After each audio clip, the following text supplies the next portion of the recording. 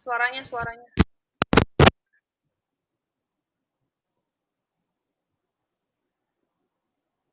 Sudah aman Mas suaranya? Oke, kalau gitu saya langsung mulai aja dulu kali ya, sambil ngecek suara. Oke, bismillahirrahmanirrahim. Assalamualaikum warahmatullahi wabarakatuh. Salam sejahtera untuk seluruhnya bagi rekan-rekan dimanapun kalian berada. Untuk memulai acara kita yang seru kali ini, saya ingin menyuguhkan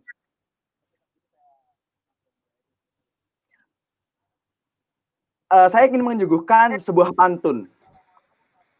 Iya. Ke kota Batang untuk makan klepon, sambil beli batik kualitas istimewa. Selamat datang untuk para penonton di Social Restriction Festival PPI Dunia. Oke, bersama saya Muhammad Faros Hafiz, yang bisa kalian sapa dengan Mas Faros, yang akan menemani Anda sekalian sebagai moderator selama 1 jam ke depan. Kita ada di acara Sore Festival nih. Nah, tahu nggak sih apa tujuannya? Jadi salah satu tujuan dari acara Sore Fest ini adalah untuk mengumpulkan dana untuk mereka orang-orang yang terpapar dan mereka yang ada di garda terdepan karena wabah COVID-19 ini. Bersamaan dengan donasi, kita pun bisa menambah ilmu dengan sesi-sesi yang ada. Dan alhamdulillah kita berada di sesi Inspiring Talk yang bertemakan How to be Productive During PSBB atau pembatasan sosial berskala besar. Nah, per 18 April, sekitar 6.248 orang sudah terinfeksi. Kita semakin harus menjaga kebersihan. Kita semakin dituntut untuk saling membantu, saling tolong-menolong, gotong royong kita diperlukan. Ada yang berubah dari kehidupan kita. Entah itu dari sisi positif maupun dari sisi negatif. Dan karena si COVID ini, kalau kata si Bintang Emon nih, kalau COVID itu orang, dibetak kepalanya sama dia, ya kan? Maka gara-gara COVID ini, pemerintah memberlakukan, yaitu namanya PSBB. Nah, ngapain sih pas PSBB? Gabut, kangen sama nongkrong teman-teman, nggak lagi produktif, time management hancur. Maka dari itu, untuk salah satu solusinya, telah hadir bersama kita pria rupawan Mas Panji Pragiwaksono, seorang komedian, presenter, aktor, dan bahkan rapper kalau menurut Wikipedia ini. Itu benar apa enggak itu, Mas? Rapper itu, Mas? Benar, tapi rapper tidak laku ya, jadi ya tidak bisa dibanggakan. Tapi jangan bilang rupawan lah, malu ada Alia lah, orang gua belum mandi ini. Dan wanita idaman ini, Mbak Alia Nurayu Laksono, yang merupakan staf khusus bidang kreativitas dan inovasi kaum milenial Kementerian Pemuda dan Olahraga. Halo. Dan merupakan Dewan Pembina Ikrar, Ikatan Keluarga Alumni Luar Negeri. Luar biasa ya. Baiklah, langsung saja kita kepada sesi pembicaraannya, oke? Yang pertama, PSBB ini pastinya mempengaruhi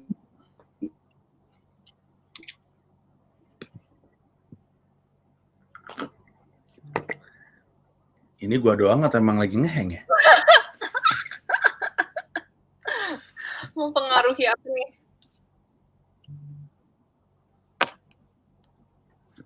Mas dan Mbak, dan apa solusinya? Mungkin bisa diulang nggak tadi pertanyaannya, soalnya kayak ngeheng gitu deh. Oke.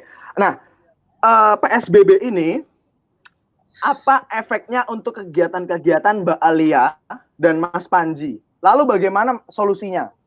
Gitu. Aku dulu apa Mas Panji dulu? Ladies first mungkin ya. Okay. Hai semua, terima kasih sudah meluangkan waktu untuk bergabung bersama saya, Mas Panji, dan tim dari PPI dan penyelenggara acara hari ini. Jadi kegiatan saya yang sedikit berubah itu karena itu biasanya kan saya ngantor tiap hari di Kemenpora, Kementerian Pemuda dan Olahraga, karena ada WFH ini, jadi saya tidak bisa ngantor setiap hari, cuman masih masuk minimal seminggu sekali. kalau misalnya ada yang harus dikerjain dan harus di kantor, nggak bisa di rumah. Tetapi biasanya kalau rapat itu bisa virtual, koordinasi sama staff saya, sama rekan-rekan di kantor itu pun juga bisa virtual. Dari dulu sih saya sudah biasa ya koordinasi via WA gitu, tetapi kalau misalnya meeting-meeting di Zoom itu kan baru ya.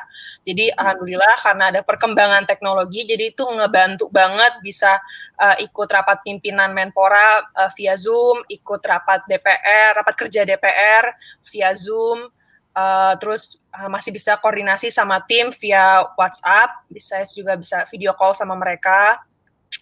Terus perbedaannya itu sih, tetapi salah satu challenge terbesar saya selama WFH ini itu maintain semangatnya tim saya, karena kan biasanya kita dari yang tiap hari bisa ketemu, sekarang kita nggak bisa ketemu sesering itu, jadi saya masih harus bisa maintain semangat mereka, biar mereka nggak jadi malas-malasan, tapi kita tetap on the same page, tetap maintain our vision and mission, pokoknya tetap produktif deh. Tetap produktif, siap. Berarti maintain kooperatifan ya, kerjasama antar tim gitu. Kalau sekarang dari Mas Panji, waduh, Mas Son Panji, silakan. Dari Mas Panji bagaimana ini? Ya, PSBB sebenarnya sebelum penetapan PSBB udah sangat berdampak sama keseharian saya, karena saya kan stand up comedian ya. Stand up comedy itu adalah kesenian panggung. Jadi dilakukannya di atas panggung di depan penonton langsung, dan ketika diminta untuk social distancing, physical distancing sebelum PSBB keluar, ya udah nggak bisa kerja seperti sedia kala. Tapi saya terus nanya sama diri saya sendiri, sebenarnya esensinya nih gue nih apa sih? Emang gue stand up comedian. Kalau stand up comedian nggak ada panggung, gue nggak bisa kerja. Tapi gue nih entertainer, dan entertainer itu bisa manggung atau bisa menghibur orang di berbagai macam format. Jadi akhirnya yang bisa dikerjakan untuk menghibur orang tanpa pakai panggung ya difokusin, kayak misalkan fokus di YouTube, bikin konten di Instagram, terus bikin podcast, terus rilis stand up, pertunjukan stand up untuk bisa di digital download di Comika.id. Jadi ya gitu aja, cuman ya udah lama nggak ada orang ketawa di depan muka ini, jadi ya saya ketawa deh. Nah, kalau nggak salah ada ya yang apa tuh yang di Instagram Mas Panji ya, yang live kemarin kalau nggak salah ya. Nah, ya itu... betul, setiap malam jam 8 waktu Indonesia Barat itu bikin show namanya Lila Show di live Instagram, di mana siapapun boleh ngelempar joke, kalau saya ketawa saya kasih hadiah deh gitu. Dan ternyata banyak sekali di Indonesia yang merasa dirinya lucu tapi tidak terlalu. Berarti itu mungkin salah satu solusi dari Mas Panji sendiri untuk di era disrupsi ini, untuk bagaimana tetap eksisten gitu ya? Apa pertanyaan gimana cara bisa eksis di situasi seperti ini? Ya, itu mungkin salah satu cara Mas Panji untuk eksis. Sebenarnya itu cara untuk menghibur diri aja, karena lagi pengen dibikin ketawa. Terus, jadi sebenarnya Lila Show itu bukan karena saya pengen bikin orang ketawa, tapi saya pengen dibikin ketawa. Jadi saya bikin aja, ayo buruan lu lempar joke, tebak-tebakan kayak apa kayak, coba bikin gua ketawa. Tapi ternyata saking nggak lucunya orang, jadi lucu untuk orang lain. Apalagi kalau gitu kan. Iya, kadang-kadang tuh datang dari kolom komentar. Nanti kalau misalkan nanti nih jam 8 malam waktu Indonesia Barat kan, gue live lagi di Instagram gue, baca komentarnya deh. Komentarnya lucu-lucu banget, menghina orang-orang tidak lucu. Gila lah. Wah, itu jahat banget sih, antara jahat sama ya biasa lah orang kita kan ya, keren, mantap. Iya. Oke. Untuk pertanyaan selanjutnya nih. Kita kan di PSBB ini semuanya serba online ya. Kebanyakan kuliah sudah mengonline-kan. Ada banyak waktu. Karena banyaknya waktu, beberapa dari kita itu nanti aja lah, masih lama. Nanti aja lah, paling bisa buka laptop. Masih nanti sekarang ganti Mas Panji ya. Masih nanti. Nah, bagaimana untuk yang pertama itu time management. Time management supaya bisa lebih produktif di masa-masa sekarang ini yang serba tidak teratur bisa dibilang ya. Gimana itu? Menurut Mas Panji dulu sekarang. Gantian. Kalau ditanya time management malah bingung. Sekarang lebih mudah mengatur waktu. Orang tidak ngapa-ngapain. Tapi kan gara-gara Tapi kan gara-gara nggak ngapa-ngapain, kadang orang malah kacau time manajemennya, jadi nggak produktif, lebih milih untuk rebahan. Makanya kaum rebahan sekarang merajalela. Itu kalau misalkan lagi nggak ada kerjaan terus memilih untuk rebahan sehingga tidak produktif, itu bukan nggak bisa mengatur waktu, itu malas Anda masyarakat. Dikasih waktu kosong, bukannya beraktivitas, malah jadi kan di Instagram, gue sering-sering tuh bikin konten kolaborasi. Ntar yang tadi tuh bikin konten kolaborasi sama Malikin Essential, terus kemarin sama ada anak idol. Terus udah gitu kemarin sama Calvin Jeremy, terus dari gitu-gitu. Itu tuh sebenarnya hal-hal yang selama ini pengen dikerjain tapi nggak pernah sempet. Nah jadi ketika lagi PSBB ini, justru karena waktu lagi luang, semua dikerjain. Jangankan bikin video-video kayak gitu. Orang saya bisa masak sekarang gara-gara PSBB. Waduh, berarti bagaimana kita memanage diri kita sendiri ya? Mau ngapain itu ya? Betul. Wih, mantap. Siap. Not itu not. Kalau dari Mbak Alia, gimana ini? Jadi dulu pas saya kuliah, itu kebetulan jadwal kuliah saya tuh memang hanya beberapa hari. Jadi saya waktu luangnya tuh memang banyak banget. Hasil saya jadi party, Alia party. Ya, gak. Jangan gitu dong. Jadi emang gue dulu hobi banget namanya procrastinate. Kayak gue tuh queen of procrastination. Semua tugas gue kerjain kayak H-1-2 gitu. Jadi karena udah puas namanya procrastinate, sekarang giliran dikasih kerjaan atau apapun langsung dikerjain gitu, udah nggak nunda-nunda lagi, mau lagi WFH ataupun lagi di kantor. Dan juga kalau misalnya dikasih tugas sama Pak Menteri langsung gitu, itu nggak bisa ditunda-tunda. Itu harus segera dikerjain. Jadi menurut saya selama WFH ini saya bisa produktif karena memang etika kerja di Menpora-nya juga memang sudah seperti itu dan kita harus mengikuti pace-nya. Oke.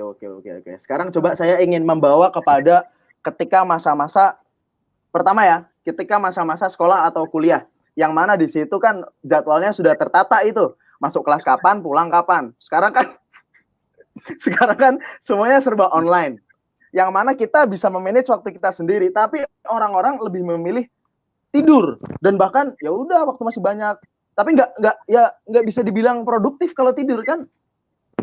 Ketika zaman sekolah atau dari Kak Alia dan Mas Panji, ini ada saran untuk kita ini biar kita bisa lebih lah dengan banyaknya teknologi. Kan malah banyak orang yang nge-game untuk hiburan, tapi hiburannya 24 jam itu. Bagaimana itu tipsnya untuk kita ini? Gampang. Apa itu? Kalau misalnya nggak produktif terus jadi rebahan terus, ya udah nggak apa-apa, terus aja rebahan. Nanti lama-lama sadar kalau gue nggak ada uang, kalau gue nggak ada pemasukan, terus mulai kelaparan. Nah baru tuh mulai mikir tuh. Benar tuh. Itu jadi biarin aja. Ya. Yang blon-blon kayak gitu biarin aja, tetap aja rebahan sampai lapar baru ntar mikir dah gue makan apa ya gitu. Biarin aja. Emang kadang-kadang orang baru mikir kalau perutnya kerucuk-kerucuk, biarin aja dah. Itu solusi. Oke. Begini. Ini dari Mas Panji. Oke, kita keep dulu dari Mas Panji. Kalau dari Kak Alia? Kalau dari aku sih, menurut saya biar lebih semangat kerja atau semangat kuliah walaupun semua virtual, dimulai dengan suatu rutinitas ya, misalnya olahraga atau masak atau baca buku, apapun itu yang kita bisa lakukan setiap pagi sebelum kita mulai kegiatan kita. Jadi kita lebih semangat gitu loh. Kayak nonton YouTube yang kan biasanya tuh kayak ada tips dan triks untuk biar hari-hari lebih produktif atau biar lebih efektif, efisien kerjanya, itu aku juga suka nontonin. Pokoknya apapun rutinitas yang produktif dan yang memberi dampak positif ke kehidupan kita kerjakan setiap pagi buat lebih menyemangatin kita gitu. Kalau aku sih dari gitu. Dari poinnya Mas Panji sama Mbak Alia, aku ada 2 pertanyaan yang insya Allah mungkin ini bisa mewakilin dari perkataan-perkataan tadi. Apa yang biasanya Mas Panji dan Mbak Alia lakukan ketika di masa ini untuk pagi hari? Biar melek, biar I know what to do next. Karena kan yang paling penting itu, what to do next. Selain tadi nonton YouTube, nonton apa? Gue dulu kalian pantengin grup kantor, karena kadang-kadang Pak Menteri ada apa-apa gitu yang berita penting yang harus disampaikan buat kita kerjakan atau kita pantau. Jadi saya sih pantengin grup kantor terus, baca-baca berita juga, kira-kira dari berita hari ini apa nih yang kita bisa sampaikan ke Pak Menteri buat bikin konten atau apa gitu. Jadi always keep myself busy with things that I could do aja. Oke, Lia, tetap sibuk. Lia kan satu grup sama Pak Menteri ya. Ya. Kenapa Mas? Di grup WhatsApp itu Pak Menteri kalau pagi-pagi suka ngasih quote-quote inspiratif gitu nggak? Inspirasi pagi ini. Enggak, dia bukan tipe bapak-bapak yang kayak soalnya biasanya di grup WhatsApp ada mulu yang kayak gitu-gitu kan. Itu bapak saya kayak gitu itu. Iya, tapi bener deh. Keluarga tau gak sih lo yang ada gambar-gambar nggak jelas kayak bunga-bunga terus kayak have a good morning, kayak apa? Ya. Apa jangan-jangan Pak Menteri tipe bapak-bapak yang suka ngirim stiker-stiker WhatsApp aneh-aneh nih, jangan-jangan tuh. Wah. Kalau di grup kantor sih alhamdulillah enggak, cuman nggak tahu ya kalau di grup keluarganya dia. Kalau dari Mas Panji nih, gimana memulai pagi Mas Panji? Sebenarnya dimulai dari awal pagi. Sebenarnya udah langsung sibuk sih, karena anak-anak ini kan 2 anak semuanya sekolah di rumah, dan yang laki-laki karena di SMP dia masuk 7.15, yang perempuan 8.15. Terus jadi dari pagi udah mesti mantap. Kalau yang laki masih bisa ditinggal sih, dia udah mandiri, dia sangat rajin, sangat tersistem. Sekolah di rumah ataupun sekolah kayak biasanya dia tetap bangun jam 5 pagi, mandi, sarapan sendiri, bikin kopi, terus udah standby dia. Nah yang cewek ini mesti ditemenin karena kan dengan kondisi sekarang tugas datang dari sekolah, tapi yang mastiin anak-anak kerjain tugasnya kalau biasanya guru, ini sekarang orang tua. Jadi makanya gue tuh nggak pernah bisa diganggu deh sama kerjaan dari jam 7 sampai jam 2.45. Setelah itu kalau mau ada kerjaan, karena gue masih harus jagain anak-anak, karena sekolah zaman sekarang orang tua tuh juga ada grup WhatsApp-nya. Dan kalau misalnya ada anak yang belum nyerahin tugas, biasanya di grup WhatsApp, Papa Panji ini anaknya belum ngasih itu, pusing deh. Jadi saya mesti serajin anak. Nah itu selalu setiap hari Senin sampai Jumat, gitu kurang lebihnya. Bapak yang tanggung jawab. Itu sebagai Mas Panji ya. Sebagai Mas Panji berarti dari pagi emang semuanya harus disettle. Termasuk kebiasaan kan, itu habit makes you. Namun begini, di era yang orang-orang rebahan, dan tadi Mas Panji bilang ya udah sampai dia itu sadar sendiri. Tapi bahayanya kalau misal dia nggak sadar-sadar, sedangkan kita itu udah dikenal dengan orang yang bismillah insya Allah produk kita itu keren-keren, kualitas dunia, yang bahkan outfit kita dijual di Manchester, itu bagaimana supaya lebih cepat menyadarkan mereka terhadap bahwa kita harus bisa lebih produktif dengan masa muda sekarang, apalagi dengan bonus demografi nanti. Bagaimana menyadarkan mereka dengan cepat. Dan apa yang harus dilakukan untuk bisa produktif? Produktif kan, wah, produktif itu kata-kata yang general banget nih. Bagaimana mempercepat kesadaran masing-masing individu. Pertama, menurut dari siapa ya? Mbak Lia? Boleh? Oh, Mas Panji. Mas Panji. Oh, Mas Panjinya menghilang. Dari Kak Alia dulu, silakan, Mbak Alia. Mas Panji gimana? Halo? Koneksi kayaknya. Oh, oke. Gimana tadi, Mas? Bagaimana kita menyadarkan masing-masing dari kita untuk bisa lebih produktif? Dalam artian, apa yang kita lakukan ini rebahan terus, dan orang-orang yang keras kepala untuk ya udah sih rebahan, hidup-hidup gue, hidup-hidup lu. Bagaimana untuk mempercepat kesadaran itu? Dan apa yang harus dilakukan? Ya kalau rebahan terus seperti tadi Mas Panji bilang, kalau lu rebahan terus lama-lama ya lu bisa lapar, nggak menghasilkan uang. Ya kalau you have to be productive in order to make money to survive kan ya, itu intinya. Terus juga kalau menurut saya, Mas Panji is back. Kalau menurut saya kita semua sebagai anak muda itu kan pasti ada bidang kita masing-masing, ada porsi kita masing-masing, ada talenta kita masing-masing, ada sesuatu yang kita bisa bring to this world, yang kita bisa kontribusikan ke dunia ini. Ya kita mulai dari situ, apapun yang kita bisa kontribusikan according to bidang kita masing-masing, according to kapasitas kita masing-masing, kita fokuskan ke situ. Oke, berarti ya kembali lagi seperti yang tadi diomongkan, kembali lagi kepada diri sendiri dan apa passion kita. Gitu. Kalau dari Mas Panji, bagaimana kita lebih produktif dan lebih cepat sadar gitu loh. Aku belum nemu jawaban yang pasti ini. Yang pasti itu belum nemu gitu dari Mas Panji. Kayaknya orang yang kesulitan untuk produktif itu alasan terbesarnya adalah karena dia berharap keadaan akan kembali normal.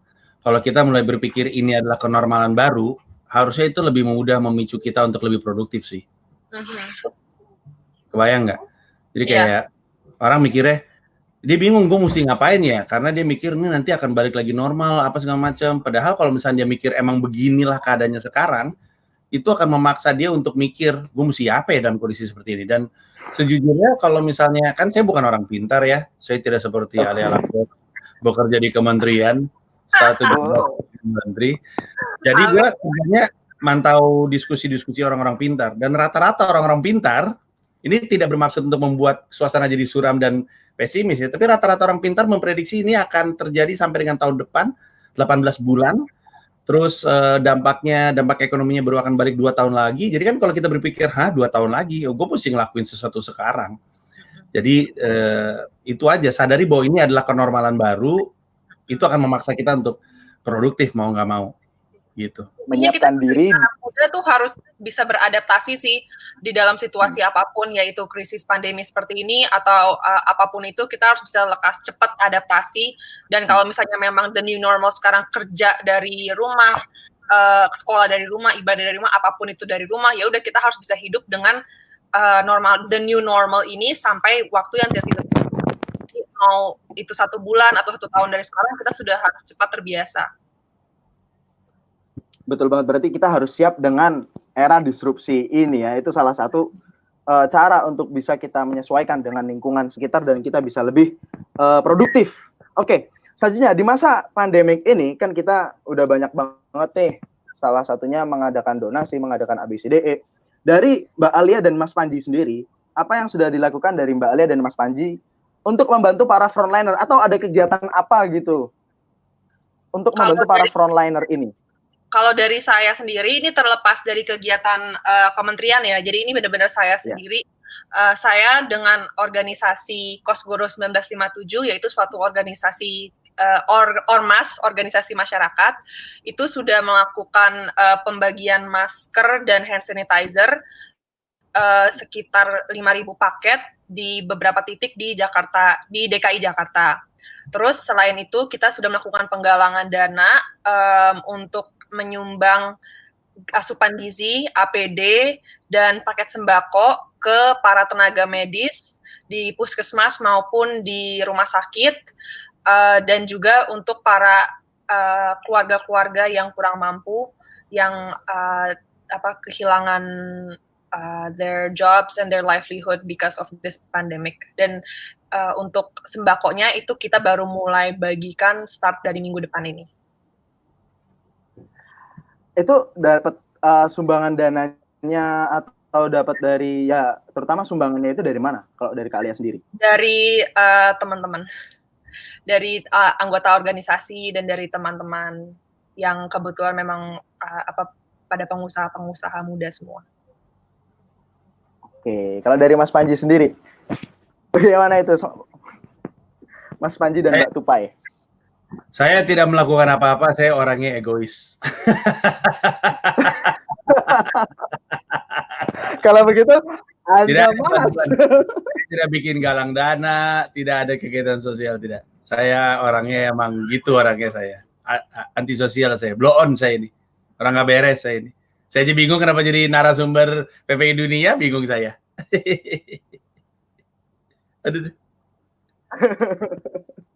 Mas Panji membantu melalui membuat orang tertawa dan merasa terhibur. Itu kontribusinya Mas Panji. Tertawa. Yang nggak kalah pentingnya dong. Ya emang nggak ada, paling kalau misalkan ada, karena orang suka nanya, bikin ini nggak, bikin galang dana nggak, atau kantornya bikin galang dana nggak. Gue selalu bilang, ini kalau kita, lu sama gue mau jujur-jujuran, galang dana tuh banyaknya bukan main, bukan main. Jadi buat apa kita bikin galang dana baru kalau kita bisa dukung galang dana yang udah ada? Jadi kita ramaikan semua galang dana yang terjadi, teman-teman. Kita nyumbang juga, bukan cuma sekedar kalau kita punya duit lebih ya kita nyumbang juga, tapi untuk bikin sebuah inisiatif baru hanya akan membuat konsentrasi masyarakat jadi makin kesebar. Ada banyak inisiatif bagus yang kita bisa dukung. Udah itu aja. Sisanya benar kata Alia. Inspirasi gue terus terang adalah almarhum Glenn Fredly. Di masa-masa akhir usianya, itu gue mantau Instagram media. Gue pengen tahu Glenn ini lagi kayak gini tuh dia ngapain. Terus dia sebagai musisi yang dia lakukan adalah dia menghibur dengan skillnya. Jadi kalau dilihat Instagramnya Glenn di masa-masa akhirnya, dia nyanyi di rumah, terus dia bikin kolaborasi nyanyi dengan teman-temannya. Karena emang sebagai penyanyi itulah cara dia untuk bikin masyarakat betah di rumah. Dan dari pemahaman itu lahirlah ide-ide komedi itu, makanya bikin Lila Show, makanya bikin video-video collab di Instagram. Ya udah itu aja yang dilakukan, bikin orang ketawa.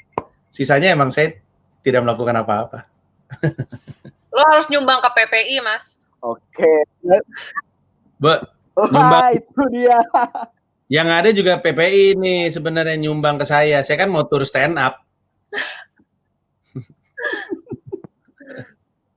Wah, ini BTW aku dapat jawabannya berbeda ini ya. Ini bagus banget untuk pengetahuan teman-teman. Berarti apa yang bisa kita kontribusikan untuk mereka yang ada di luar dan untuk teman-teman kita di luar sana bukan hanya berbentuk donasi sumbangan uang atau berbentuk barang, tapi bisa juga berbentuk konten berarti ya gitu ya Mas ya. Kayak contoh nih kan ada beberapa teman-teman yang membuat video. Kalau dulu kan Wuhan Jiayo, sekarang kita Indonesia Jiayo. Banyak banget video-video seperti itu. Itu apakah itu termasuk kontribusi? Atau ya udah sih biar mereka hits aja. Tapi sebenarnya saya waktu itu pernah bahas juga di podcast gue bilang ada satu sumbangan yang ditunggu orang tapi nggak keluar-keluar, yaitu sumbangan berupa solusi.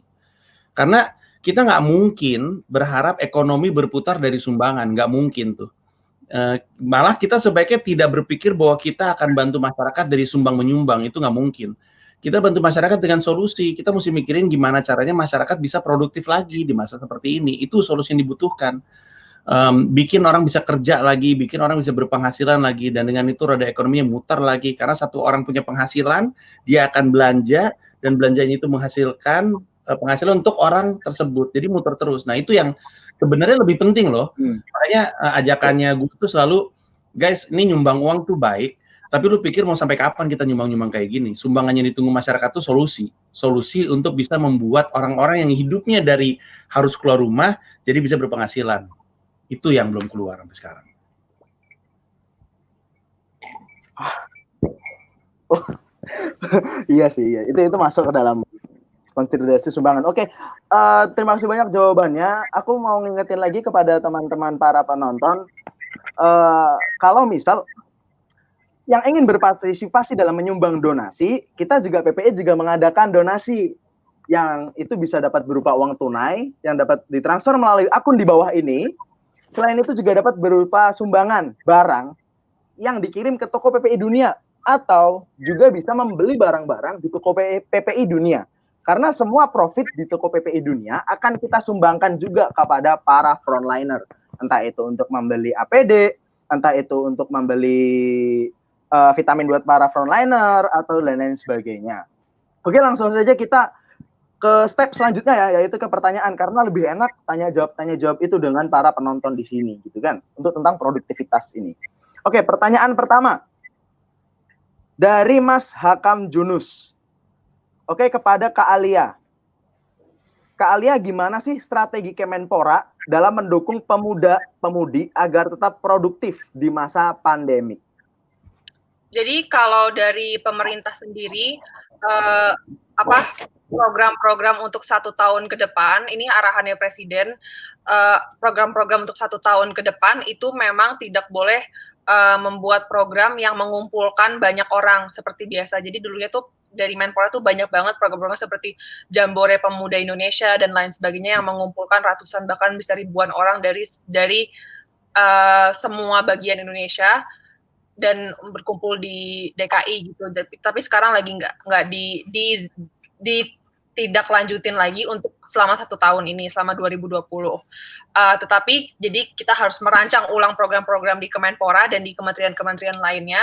Kalau di Kemenpora kita untuk anak muda itu ada tetap bantuan untuk wirausaha muda.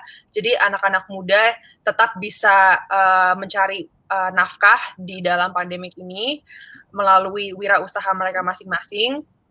Terus juga akan ada banyak kelas-kelas virtual online seperti ini dari mantan-mantan anak muda yang binaan program-program Menpora, baik dari juga maupun juga dari atlet-atlet muda. Jadi banyak kayak virtual class, mentoring class gitu online. Terus akan banyak kayak sosialisasi tentang intinya bagaimana kita harus tetap produktif dan tetap hidup di era new normal ini. Gitu. Jadi dari Menpora sendiri mendukung keproduktivitas masa pandemik ini dari bantuan-bantuan yang biasanya Menpora kasih, tetapi banyak yang virtual. Kalau dari kita sih gitu. Halo. Oke, siap banget. Berarti dari mantan-mantan para pemuda, loh kok udah pindah venue masuk Panji ini? Dari mantan-mantan para pemuda, berarti udah tua semua. Bukan mantan para pemuda, jadi mereka kayak tapi dulu semua akses itu program Menpora gitu. Banyak yang bikin kelas-kelas online. Halo. Itu bisa diakses di mana ya, Mbak? Untuk link dan lain sebagainya.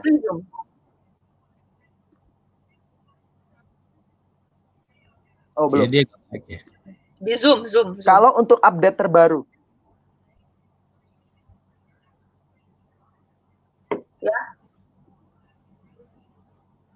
Halo? Ya. Apa, Faros? Haho lagi. Halo.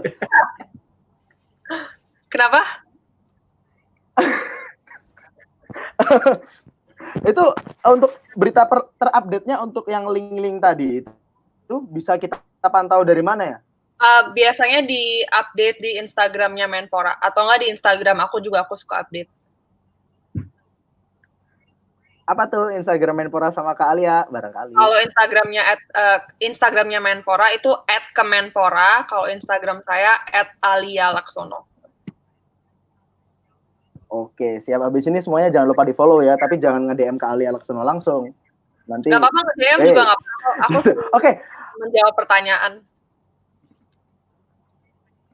Woi, siap. Berarti emang Masya Allah humble ya ini. Kalau Mas Panji ini, aku juga, ini bisa juga pertanyaan ke Mas Panji. Kalau Mas Panji ini, dari para komika mungkin ya, bagaimana mendukung pemuda-pemuda untuk tetap produktif? Bagaimana mendukung pemuda-pemuda untuk tetap produktif? Mendukung pemuda untuk tetap produktif? Betul. Mungkin nggak? Sebenarnya, jadi kan di Instagram tuh gue bikin konten. Mungkin bikin kelas online. Kelas online juga mungkin rencananya akan ada kayak gitu. Bikin challenge TikTok kayaknya, produktif. Iya, saya anak TikTok, tolong di-follow saya di TikTok ya. Tapi ya sebenarnya kalau untuk memfasilitasi anak muda untuk produktif sih sebenarnya lebih ke interaksi yang gue bikin aja. Itu di Instagram gue bikin hashtag Panji butuh barang. Itu jadi gue bikin video, terus videonya tuh improvisasi kolaborasi sama followers. Terus ya udah gue bikin videonya, nanti mereka setidaknya produktif untuk bikin bercandaan versinya mereka sendiri. Tapi di luar itu kayaknya nggak ada deh gue mendukung anak muda untuk tetap produktif. Tapi itu termasuk mendukung loh. Interaksi Mas Panji dengan para followernya itu menurut saya itu termasuk salah satu dukungan. Karena sekarang orang-orang perlu juga bantuan mental health gitu kan. Iya, anxiety sekarang meningkat di mana-mana. Biar pada nggak gila karena kelamaan di rumah. Ya, betul banget kan. Ini saya lagi di neraka. Nah itu aku pernah lihat deh kayaknya. Itu di acara Mas Panji yang kemarin itu bukan sih? Iya betul. Iya kan? Wah, itu di story orang banyak banget itu. Oke, selanjutnya. Pertanyaan ke selanjutnya. Sekarang pertanyaan yang pertama untuk Mas Panji. Mas Panji, ada nggak sih rencana untuk bikin stand up show online via Zoom atau Skype atau mungkin Instagram yang berbayar? Dan tiketnya itu untuk donasi. Oke, sudah bahkan.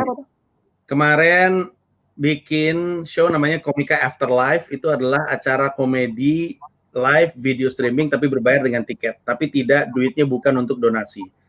Kenapa tidak untuk donasi? karena tadi saya sempat bilang ini justru adalah sumbangan kami, yaitu mencoba untuk mengembalikan para pelawak-pelawak supaya bisa bekerja. Ada orang di Twitter ngomong gini, orang lagi susah masa jualan, terus saya balas. Tapi orang kalau lagi susah masa nggak boleh punya penghasilan?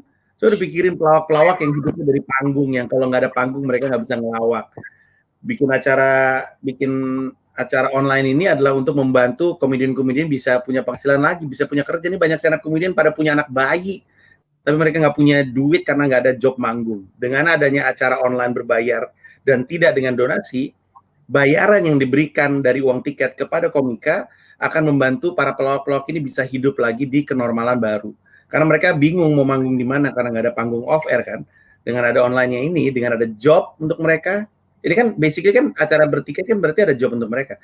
Dengan ada job, mereka akhirnya bisa kerja lagi dan bisa normal lagi. Jadi udah ada, tapi bukan donasi. That's good. Oh, berarti sudah ada. Ada ya untuk masuk ke ranah itu ya berarti ya? Udah. Baru aja kemarin. Oke, baik. Terima kasih banyak Mas Panji. Itu. Oh, baru. Kalau the next ada lagi nggak kira-kira? Kapan? Akan ada. Pantau saja informasinya di Instagram saya. Apa itu Instagramnya, Mas? Panji.pragiwaksono. Atau bisa Panji. ya, atau bisa mention akun Instagram saya yang satu lagi yaitu @alialaksono. Wih. Ada sono-sononya itu nih, waduh. Akun saya satu lagi tuh, itu adminnya saya itu sebenarnya itu. Oh, Bu. Ini berarti pertemuan para admin. Apa sih? Langsung saja kita move on ke pertanyaan ketiga daripada nanti kita ngeladenin para reuni ini, mereka berdua ini reuni. Dari Tiarenjo. Kak Alia, tantangan anak muda selama PSBB ini apa aja sih? Dan gimana kita anak muda harus bersikap terhadap berita-berita di luar? Kalau tantangan tantangan terbesar menurut saya itu kebanyakannya berita hoax ya terkait apa COVID ini, kan banyak banget lah orang yang ya seperti yang tadi kita udah ngomongin sama Pas Panji, bapak-bapak grup WhatsApp gitu yang suka nyebar-nyebar berita di grup lah apalah. Kadang-kadang kan kita cuma baca sekilas doang, nggak baca full artikelnya atau nggak research sendiri, bisa mudah percaya gitu. Jadi menurut saya kalau mengatasi berita hoax, kitanya juga harus pintar lah, harus riset sendiri lah. Apa sih nih penyebabnya COVID ini? Bagaimana kita bisa menurunkan risk terpapar gitu. Dan jangan males lah, jangan cuma kayak ngelihat sekedar berita headline doang kayak oh gitu ya, oh percaya, udah ya. Jangan jadi anak muda ya, kita harus pinter lah, tetap harus menggunakan otak kita walaupun kita hanya rebahan. Ya menurut saya sih satu tantangan terbesar sih yang berita hoax itu. Terus selain itu juga menjaga kesehatan mental tadi seperti yang Mas Faro bilang, karena kalau kita mentalnya nggak bisa kejaga, ya kita bisa yang ada lama-lama gila di rumah terus nggak penghasilan minim, kita nggak ada motivasi.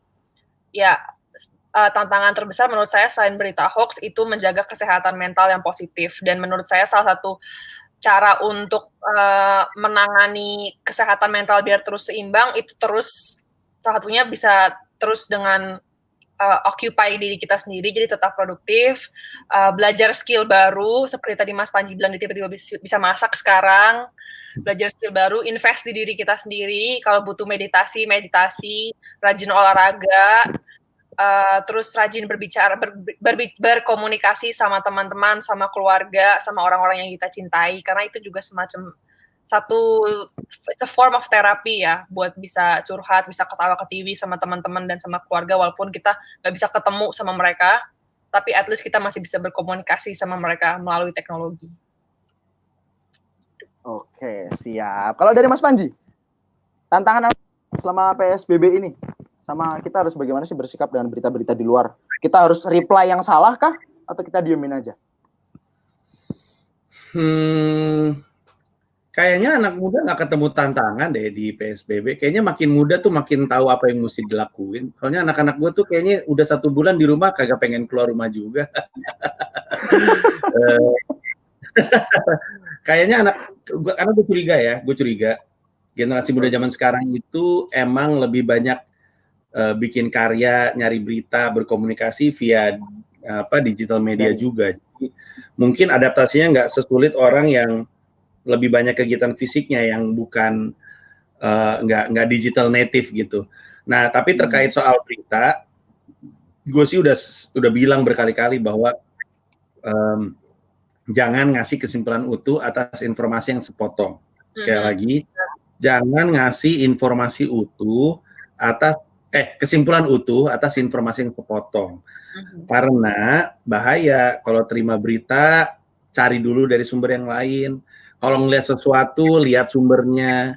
Kalau sumbernya adalah sumber berita terpercaya banget .blogspot.com, tentu tidak bisa disebarkan dong linknya.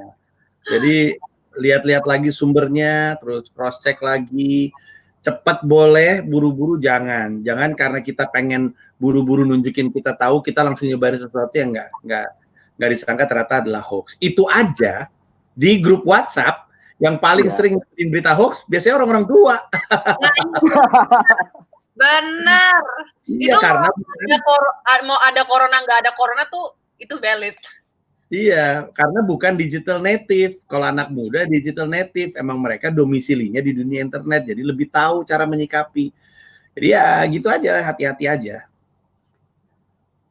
Kalau misal kita nemu berita hoax, kita lebih baik diam atau kita lebih baik ini salah ini, yang benar ABCDE, atau bagaimana sikap yang baik?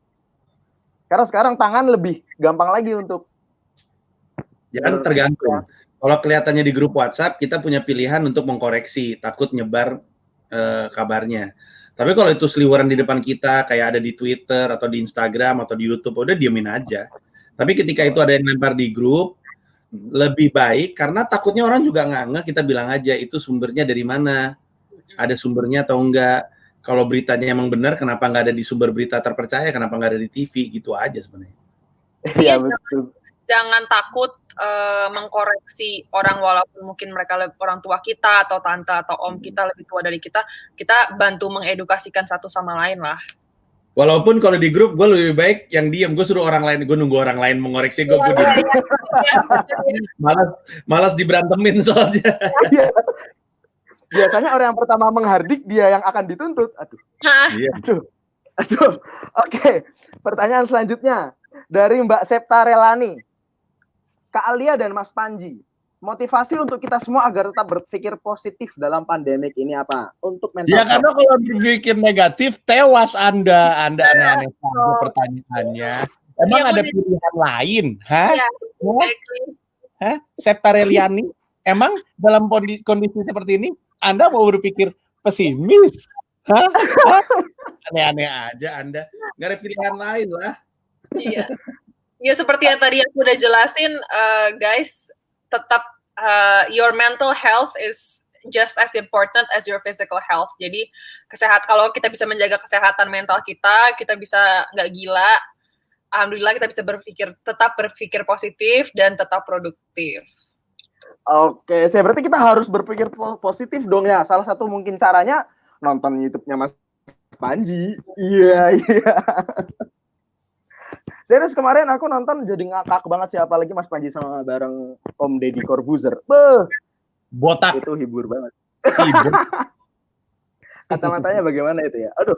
Next ke pertanyaan 5. Dari Depta Ekinovian. Bagaimana Mas Panji kira-kira apabila sektor ekonomi kita ini yang didominasi sektor mikro, non formal dan lapangan? Mas Panji dan Kak Alia ini dua-duanya ini. Nah, itu Mas Panji. Depta Ekinovian, Anda ini menanyakan pertanyaan ekonomi sama pelawak. Anda sadar nggak Anda bertanya sama siapa? Nanya begitu sama pelawak, gila kali lu. Masa pelawak ditanya sektor ekonomi kita yang didominasi sektor mikro, non formal dan lapangan mesti bagaimana? Gila, itu ditanya sama Sri Mulyani, jadi ditanya sama saya. Sali Anda tanya begituan. Nanya sama pelawak. Tapi jenengan pasti punya pendapat dong untuk hal ini. Ada pendapat saya. Pendapat saya tidak mengerti. Saya kasih tahu nih sama Depta Ekinovian dan yang lainnya. Pernah ngelihat nggak itu ada video ya, si pelatihnya Liverpool, manajernya Liverpool, siapa namanya? Orang Jerman tuh. Ada deh manajernya Liverpool, ditanya sama wartawan, bagaimana menurut Anda cara menangani corona? Terus si manajernya Liverpool marah-marah. Anda tahu nggak sih saya ini pelatih sepak bola, kata dia. Saya ini cuma orang yang nggak pernah cukur dan senang pakai topi. Nanya kayak gitu tuh sama orang-orang yang penting. Dan itu benar. Saya suka sebel tuh sama orang-orang yang bertanya hal-hal yang aneh sama orang yang tidak semestinya. Kan banyak tuh yang suka ngomong sama stand up comedian. Mas Panji, jangan serap doang dong, kasih solusi. Lah, kalau saya mau ngasih solusi, saya nggak akan jadi pelawak. Bagaimana sih Anda? Jadi apa tuh? Jadi politisi, saya kerja di Menpora saya. Wih, kalian Atau saya open. jadi staf khusus milenial. Hayu. Kalau dari Kak Alia, mungkin ada jawaban? Itu teman saya yang nanya, jadi nggak usah dijawab. Itu Mas Panji aja. Tuh, Alia juga sebenarnya nggak tahu itu. Tapi kan kita nggak ngurusin ekonomi, Mas. Si Depta Ekinovia. Saya bukan staf khususnya Bu Sri Mulyani. Tanyakan pertanyaan yang tepat pada orang yang tepat. Pertanyaan nomor 7. Dari Adai Nation 123W. Adai Nation. Halo Kak, bagaimana peran Ormawa kampus menghadiri solusi dengan memberi lapangan pekerjaan? Organisasi mahasiswa kampus untuk menghadirkan solusi dengan memberi lapangan pekerjaan. Peran Ormawa kampus. Ormawa apa sih? Organisasi mahasiswa. Udah lama banget gue nggak kuliah ya kayaknya ya.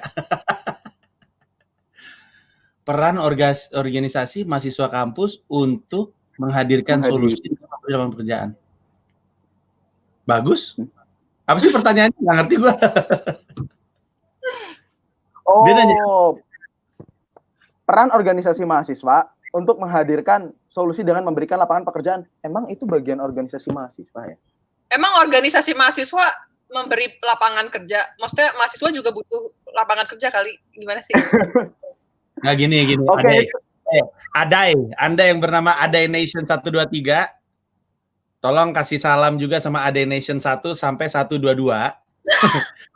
Dan siapa namanya, setiap Ormawa kampus itu kan berdiri untuk tujuan yang berbeda-beda. Kalau misalkan mereka mau bikin kegiatan sosial dalam menghadirkan lapangan pekerjaan, ya bagus, tapi enggak juga nggak apa-apa, ya terserah. Kalau mau bikin, ya bikin, enggak juga enggak, santai. Tergantung Ormawa masing-masing. Oke, siap. Lalu ini ada teman saya yang menanyakan, sempat DM dia, kalau boleh dijawab. Ini mungkin spesifiknya teman saya menanyakan kepada Kak Alia ya.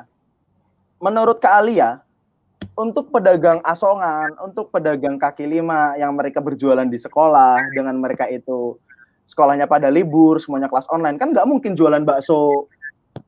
Mereka kan native internet gitu kan. Apa solusinya untuk mereka-mereka ini yang tidak bisa berjualan online karena mungkin dari sarana kurang dan mereka tidak ada kemasukan karena sekolah libur? Apa solusinya? Apa hubungannya dia sekolah sama jualan bakso? Gini, kan biasanya kita sekolah itu di depan sekolah ada yang jualan bakso, jualan mainan, jualan ABCDE, yang intinya mereka harus interaksi langsung dengan orang. Dan sekarang masa-masa sekarang ini mereka nggak ada customer sama sekali. Apa solusinya?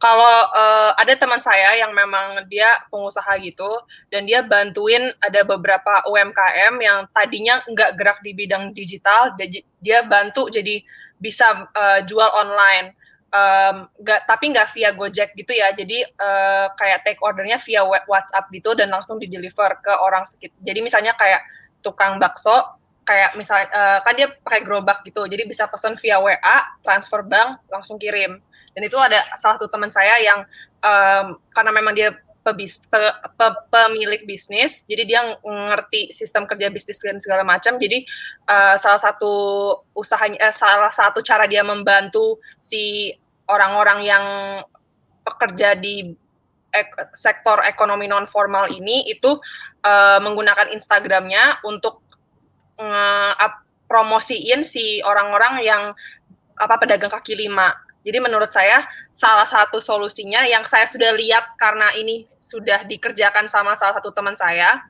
itu bisa yang punya Instagram followersnya mungkin banyak, bisa bantu promosiin usaha-usaha kecil ini gitu.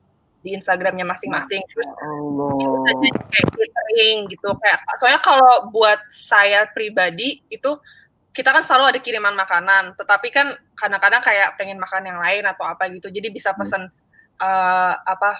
jadi tambah sering pesen makanan online karena kita di rumah terus. Jadi menurut saya ini malah it's the right time untuk really take advantage of that gitu. Jadi kalau mungkin ada pedagang kaki lima yang langganan kita di depan sekolah, mungkin dianya sendiri nggak bisa pakai internet, mungkin kita bisa bantu dia agar dia bisa mulai jualan internet via online gitu.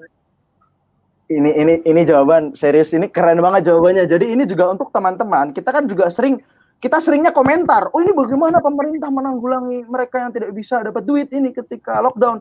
Ini solusinya ya seperti ini, kita rangkul mereka dengan cara followernya berapapun, karena kita ada circle pertemanan kan. Kalau dari jawaban kalian berarti itu kita post di Instagram atau kita pesan lewat mana, kita solusikan, kita jembatani lah. Kalau kata Mas Panji kan mereka itu masih native internet gitu, mereka masih native dengan hal-hal yang berbau Tokopedia, Bukalapak itu, makanya kita lebih enak kepada merangkul mereka, kita jualin barang-barang mereka.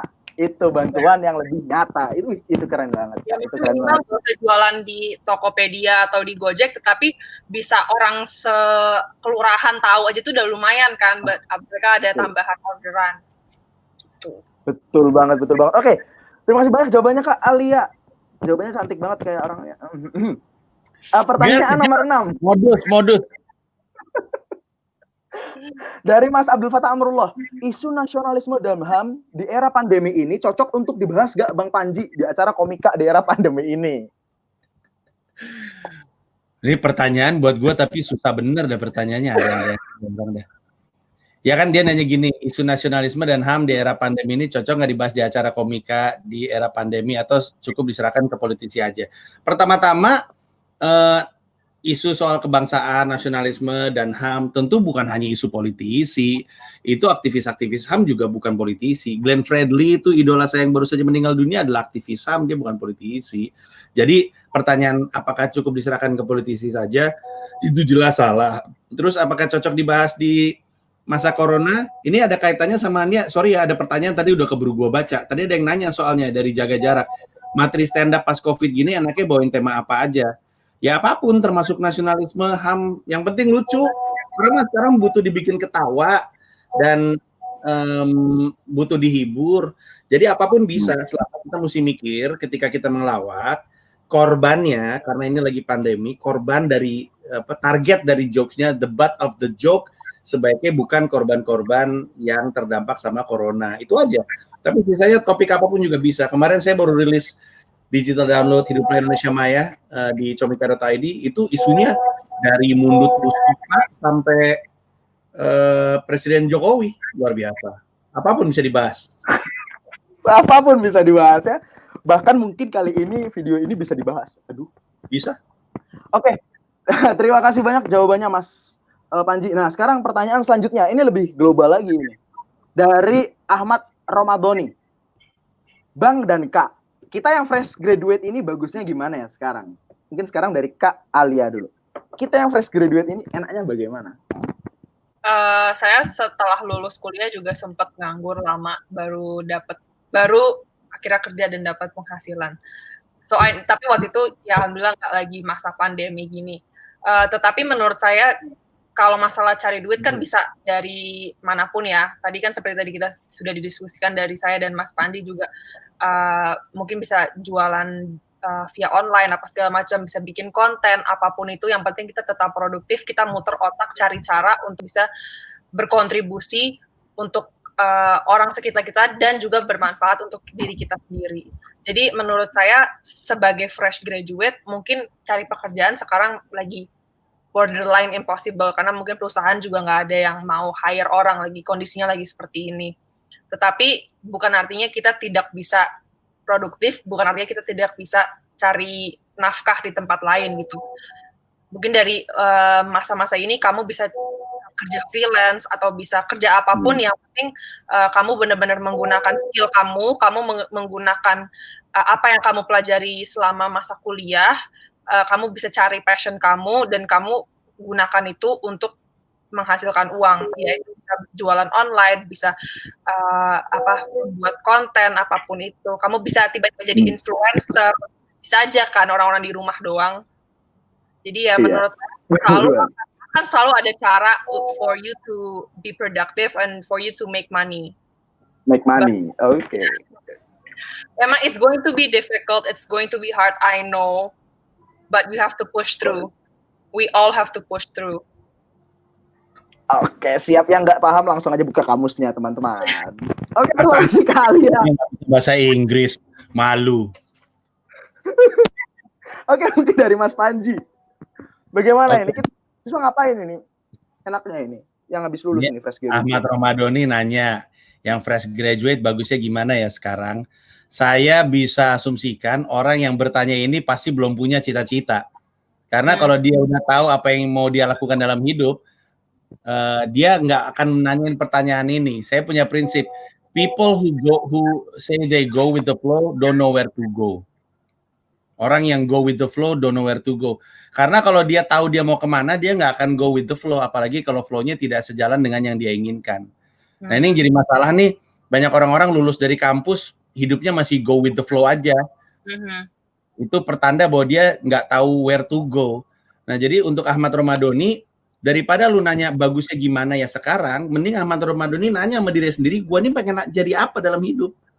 Kalau lu tahu apa yang lu pengen dalam hidup, pandemi tidak pandemi, ambil jalannya. Karena bidang apapun yang kita inginkan dalam hidup, di masa pandemi pun pasti akan ketemu solusi-solusi atau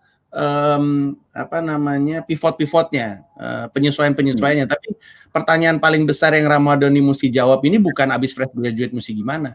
Pertanyaannya adalah sebenarnya tuh lu tuh lahir untuk jadi apa? Kalau lu belum tahu lu hidup untuk jadi apa, lu belum tahu minat lu apa, lu belum tahu passion lu apa, besar kemungkinan pengalaman hidupnya sedikit. Karena mungkin kerjanya kuliah doang, belajar mulu, kurang party. Makanya ini harus ya, silakan.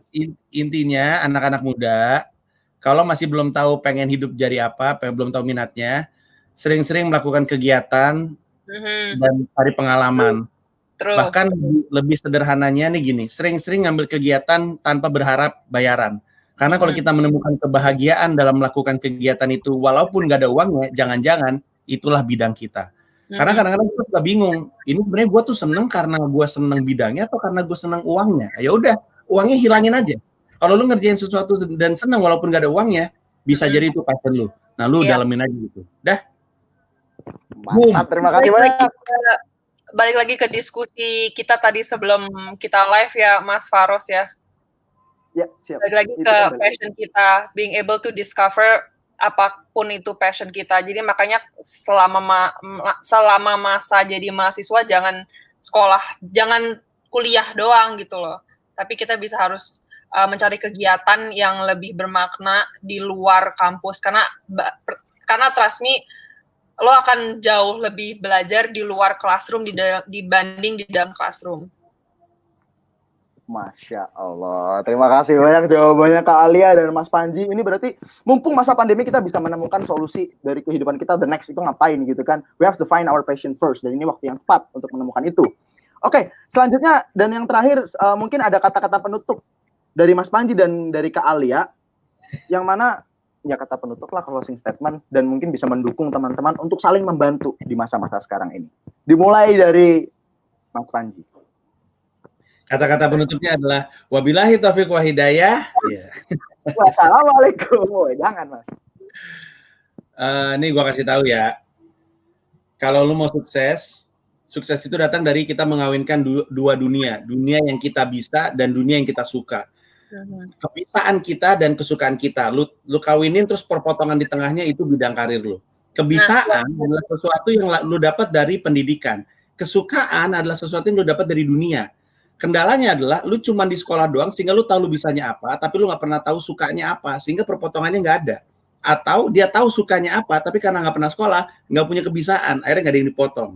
Makanya mumpung lu masih pada sekolah itu tempat lu nemuin kebisaan, itu adalah kemampuan lu, itu adalah skill lu. Sekarang tugasnya adalah jangan cuma banyak sekolah, banyak main, karena di dunia akan ada ilmu yang ngasih tahu lu tuh sukanya apa. kawinin dua dunianya, habis itu cari perpotongan di dalamnya, di tengahnya, habis itu lu dalemin. Mungkin itu yang harusnya lu kerjakan supaya lu bisa mendapatkan kebahagiaan hidup dari yang lu cintai.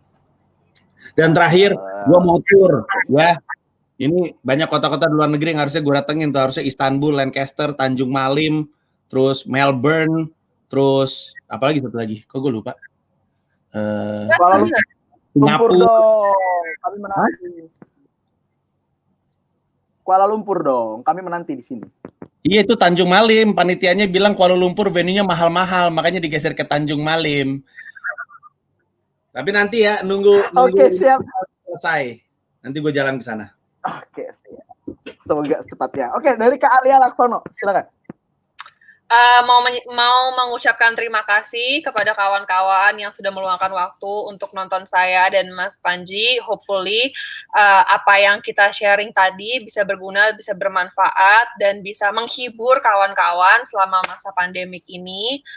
Semoga kalian tetap produktif, bisa cari passion kalian, bisa cari kalian bisa meditasi setiap hari agar bisa dapat passion kalian, bisa tahu nih insya Allah setelah masa pandemik ini selesai arah hidupnya mau kemana, bisa otaknya lebih terbuka, pilihan-pilihannya juga sudah lebih terbuka, dan semoga kalian bisa tetap produktif, ingat rajin olahraga dan